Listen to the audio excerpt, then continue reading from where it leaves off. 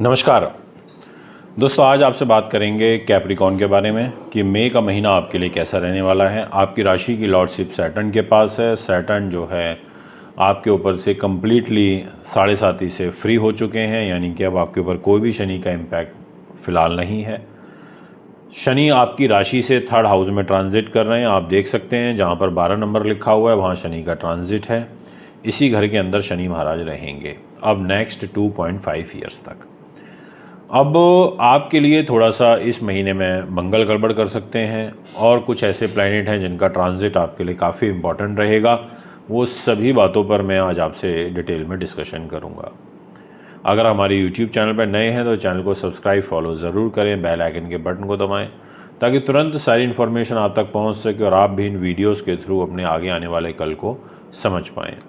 दोस्तों, मैं आपसे बात करना चाहूँगा सबसे इम्पॉर्टेंटली कि आखिर आपकी जो हॉरोस्कोप है उसमें आपका कैरियर क्या कहता है, आपका मान सम्मान क्या कहता है, आपके सुख साधन क्या कहते हैं, आपके मैरिज लाइफ क्या कहती है, आपकी डेस्टिनी क्या कहती है, आपकी बुद्धि उन्नति नीति शास्त्र विद्वानता क्या कहती है। इन सभी पहलुओं पर आज मैं आपसे एक डिटेल में डिस्कशन करूंगा।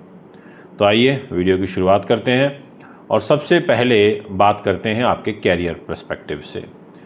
कैरियर एक बहुत बड़ा इम्पॉर्टेंट रोल, यानी कि कैरियर है तो सब कुछ, अगर कैरियर ही नहीं है तो कुछ भी नहीं है। कैरियर की लॉर्डशिप शुक्र के पास है। शुक्र उच्च के हो गए और उच्च के होकर 3rd हाउस में बैठे हुए हैं। अब इस घर में कैरियर का उच्च होना तो एक तरीके से ये छोटे भाई बहनों से आपको सपोर्ट तो दिलवाएगा, यानी कि आपका जो नेचर है उनके लिए सपोर्टिव रहेगा, बट आपके फिर भी उनके साथ कुछ ना कुछ खटपट चलती रहेगी। फर्स्ट 14 डेज तक ये जो सन है यानी कि सूर्य ग्रह, इसकी 7th दृष्टि तुला राशि पर होगी, यानी कि नीच राशि पर होगी, जहाँ पे 7 नंबर लिखा है। सूर्य जब 7 नंबर को देखेगा तो कैरियर के घर पर नीच दृष्टि से देखेगा तो यहाँ पर परेशानी बाधा उत्पन्न करता है। इसमें किंतु परंतु नहीं है, दो मत नहीं है। आप अगर बड़े अधिकारी हैं, आप थोड़ा सा ध्यान रखें, आप योजनाबद्ध तरीके से चलें। आप अपने पेट, आँख, हृदय, हड्डियों का ध्यान रखें, घुटनों का, पैरों का भी ध्यान आप रखें, क्योंकि ये सारे वो फैक्टर हैं जिनका ध्यान रख के आपको चलना होगा। बात करना चाहूँगा आपके मान सम्मान की। देखिए, मान सम्मान के पॉइंट ऑफ व्यू से आपका मिला जुला सा मुझे दिखाई देता है।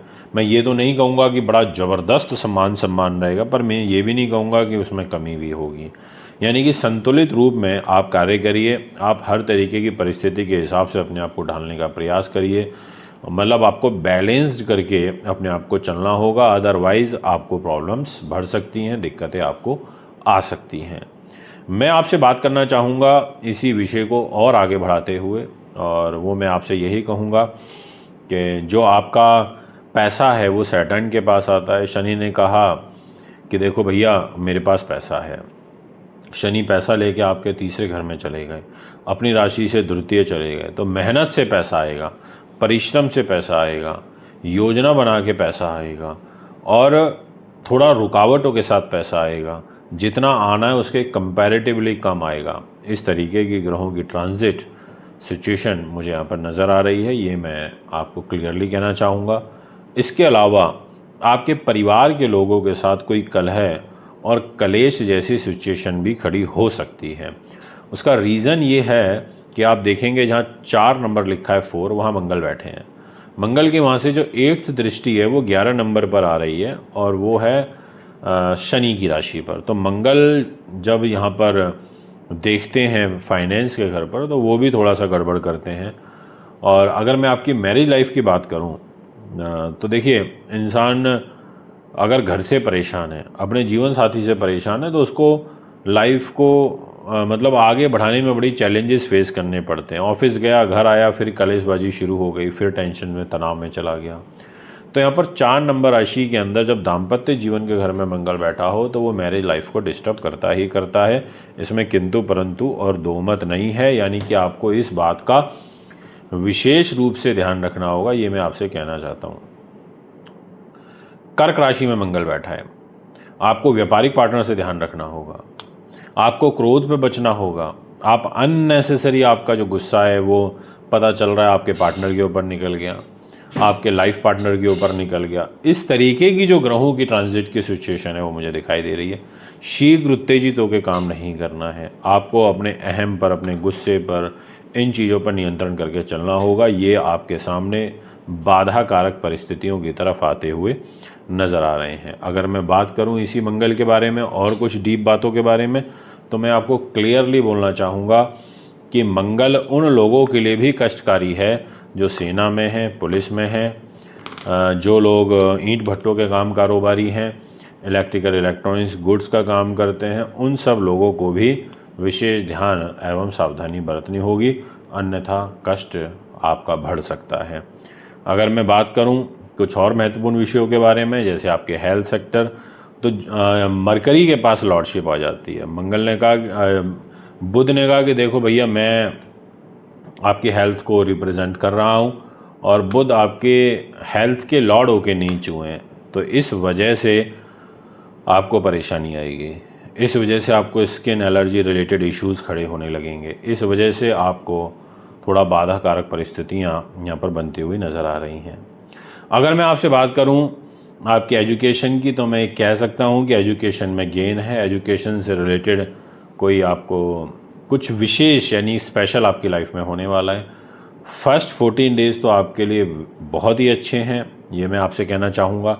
और इसके अलावा मैं आपसे ये भी कहूँगा कि अगर कोई कंपटीशन वगैरह है तो उसमें भी आपको काफ़ी हद तक सफलता मिल सकती है। शेयर बाज़ार से भी आपको गेन होगा, ऐसा आपकी कुंडली कहती है। और ये जो ज़्यादा गेनिंग पोजीशन आपकी शेयर मार्केट में मुझे नज़र आ रही है, वो है दिनांक 6 मई से लेकर के और 23 मई, ये नहीं, ये 23 मई से लेकर के 23 मई से लेकर के और मंथ एंड तक, ये जो 7 दिन रहेंगे ये आपके लिए स्पेशल हैं। इन 7 दिनों में आपको कोई लिटरली आपको कोई ना कोई गेन ज़रूर होगा, ऐसा आपकी कुंडली कहती है। इसके अलावा आपके जो सूर्य महाराज हैं वो फर्स्ट 14 डेज़ तक उच्च होकर के आपके प्रॉपर्टीज़ के घर में बैठे हुए हैं, तो वो कोशिश करेंगे कि फ़र्स्ट 13-14 डेज़ में आपको प्रॉपर्टी रिलेटेड कोई विशेष सफलता दें, कोई आपको गेनिंग पोजीशन में लाएं, आपका काम सिद्ध हो, आपकी इच्छाओं की पूर्ति हो। इस तरीके का ग्रहों का ट्रांजिट आपके लिए मुझे बनता हुआ प्रतीत हो रहा है।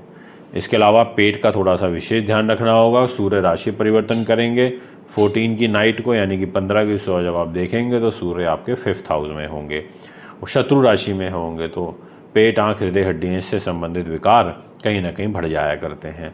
अगर मैं बात करूं आपके विदेश यात्राओं की, तो मैं क्लियरली बोलना चाहूँगा कि अभी आपको विदेश यात्रा करने से बचना चाहिए। उस और आपके ग्रह मुझे अच्छे नहीं दिखाई दे रहे हैं। आप export import electrical electronics goods का करते हो, तो उसमें आपको आपके परेशानी आना, कोई कंटेनर रुक जाना, ब्लॉक हो जाना, शिपमेंट फंस जाना, ऐसा कुछ हो सकता है। और दूसरा, आपके बड़े भाई बहनों के साथ आपके तनाव, आपके रिलेशनशिप ख़राब हो सकते हैं, ऐसा भी आपकी कुंडली कहती है। तो ये सारे फैक्टर्स हैं जिनका आपको ध्यान रखना होगा। दोस्तों, अगर आप भी अपनी कुंडली बनवाना चाहते हैं, दिखाना चाहते हैं, पूजा पाठ रत्न रुद्राक्ष लेना चाहते हैं, तो आप मुझे संपर्क कर सकते हैं। फिर एक बार मैं आपके बीच में एक और नई वीडियो लेकर के हाजिर होऊंगा। अभी आपसे इजाज़त चाहता हूँ।